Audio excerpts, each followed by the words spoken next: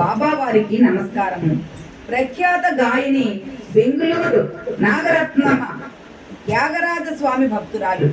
ఈనాడు త్యాగరాజ స్వామి జన్మస్థలమైన తిరువయ్యూరులో ప్రతి సంవత్సరం త్యాగరాజ స్వామి ఆరాధన ఉత్సవాలు జరగడానికి ఆ తల్లే ముఖ్య కారణం.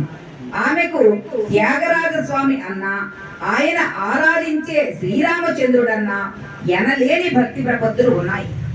1951వ సంవత్సరం ఆగస్టు నెలలో ఒక రోజున త్యాగరాజ స్వామి ఆమెకు కలలో కనిపించి, శ్రీరామచంద్రుడు ఆనాడే కాదు ఇప్పుడు కూడా భూమిపై నడయాడుతూ ఉన్నారు, వెంకటగిరి సంస్థానానికి వెళ్ళి ఆయనను దర్శించుకో అని చెప్పారు. ఆ విషయము ఆమెకు చాలా ఆశ్చర్యం కలిగించి వెంకటగిరి రాజావారికి శ్రీరామచంద్రుడు ఇప్పుడు అవతరించి ఉన్నమాట నిజమా అని లేఖ రాసింది.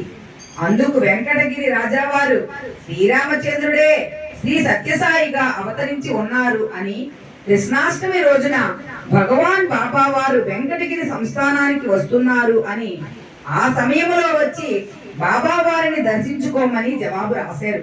బాబా వారు కృష్ణాష్టమి నాడు మొదటిసారిగా వెంకటగిరి విచ్చేశారు.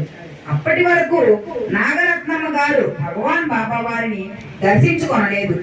దివ్య సౌందర్యముతో దివ్య ఆకర్షణతో విరాజిల్లుతున్న బాబా వారిని చూడగానే నాగరత్నమ్మ తన జన్మ ధరించేటట్లుగా భావించింది.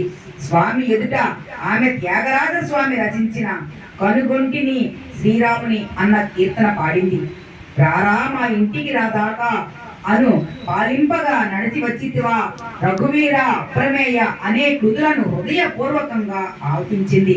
బాబా ఎంతో దయతో ఆమెతో నీకేమి కావాలమ్మా అని అడిగారు. ఆమె స్వామి నా చివరి క్షణాలలో మీ దివ్య నామస్మరణ చేస్తూ అనాయాసంగా ప్రాణం వదిలిపెట్టాలి అని ప్రార్థించింది. స్వామి తథాస్తు అన్నారు.